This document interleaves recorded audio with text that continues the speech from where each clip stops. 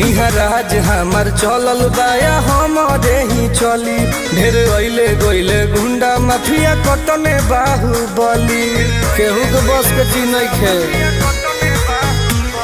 इहाँ राज हमार चलल बाया हमारे ही चली।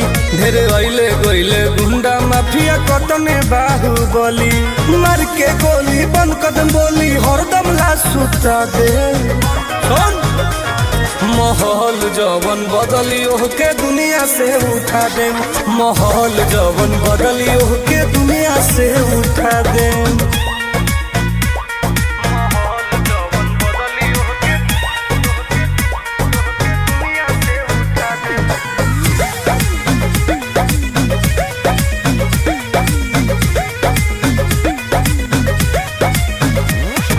पुलिस प्रशासन सरकार बा